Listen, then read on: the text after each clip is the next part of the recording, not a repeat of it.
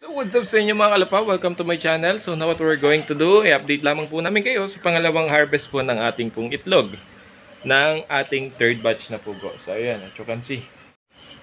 So ayan nga mga kalupa. So ipapapansin ko lang sa inyo. So ayan yung itlog nila ngayon. Hindi pa po namin na-harvest. Ayan. Ayan. Ayan, ayan. Tsaka meron pa yun dyan sa taas. Yun. Yung day 2 na harvest natin sa ating quail. So itong pugo natin, 38 days bago ng itlog dito sa atin. So kinuha natin to 25-day-old. So within 13 days, tsaka lang siya nag-itlog. So ayun, ayos naman po. Madami na kagad yung inilalabas ng itlog. Ipapapansin ko lang sa inyo mga kalupa na kapag ka nag-start na mangitlog yung inyo pong mga pugo na galing sa RTL, mapapansin nyo yung dumila, ayan, nagsisimula na magbasa, ayan. Ayan yung palatandaan namin kapag ka ang pugo ay nagsisimula ng mangitlog. Ayan.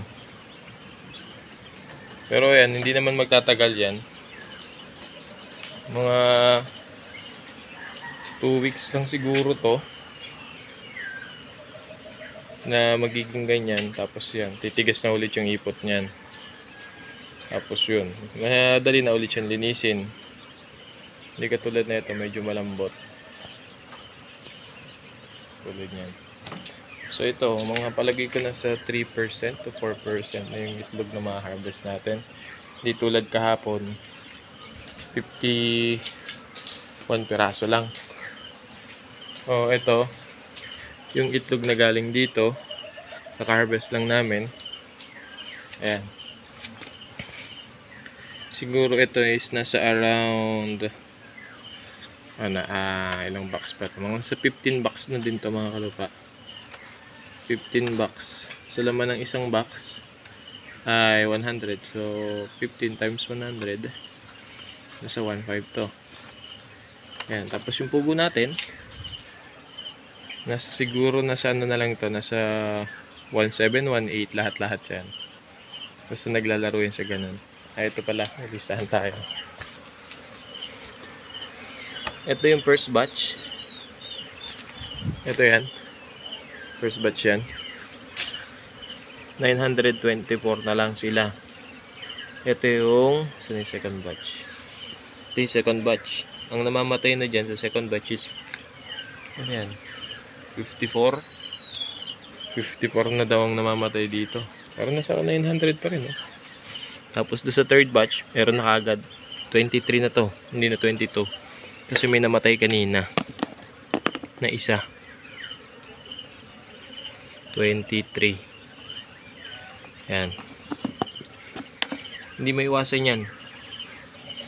Para mapansin nyo o mabantayan nyo yung pugo nyo kung ilan, automatically every time na may namamatay, ililista nyo kagad dito sa may board nyo. Mahalaga to mga kalupa. Yung board na yan. Ayan.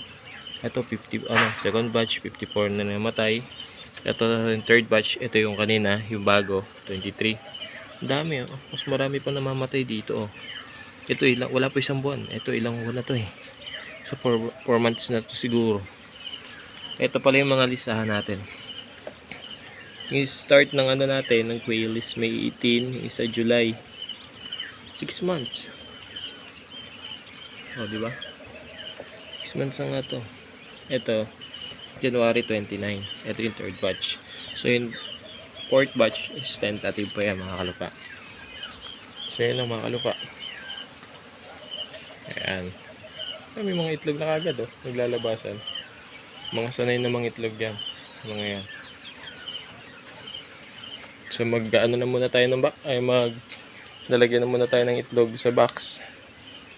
At isa pa nga pala mga kalupa. Papapansin ko lang sa inyo ito mga kalupa. Kapag ka ganito mga pugo, mga bago pa lang nangingitlog, eto. Ito yung sa luma. Ito yung sa bago. Mapapansin nyo yung size nila. Magkaiba. Pero pwede na rin itong i-market. Nga lang, ihiwalay natin yan. Ang pagmamarket nyan ay tawag dito, mas mura yan kaysa dito sa nauna. Kasi mas malaki to yung size nito kaysa dyan. Ayan. Kung ito, nabebenta natin ng 130, 140 na market. Ito, ang mabebenta natin to ngayon ng siguro mga 110.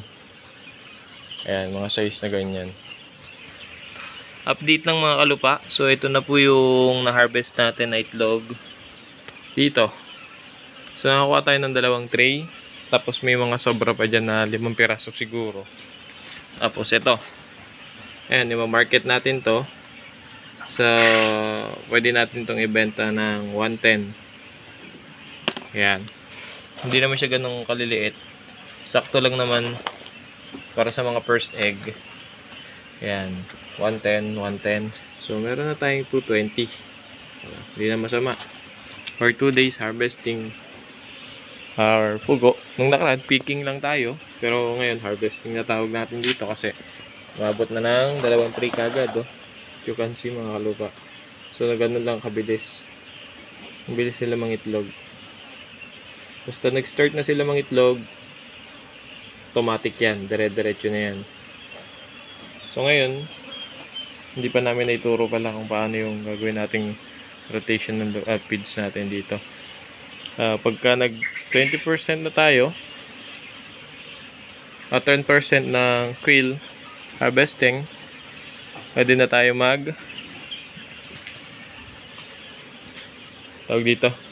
Itong booster, lalagyan na natin ng layer. Konti-konti lang yan. 10%, 20%, 30%, 40%, 50%, 60, 70, 80, 100%. So, ituturo namin yan mga kalupa kung paano yung pagpapalit ng feeds natin. From booster to quail layer. So, yan lang muna mga kalupa. So, sana may natutunan kayo kahit paano. Thank you for watching once again. Bye-bye.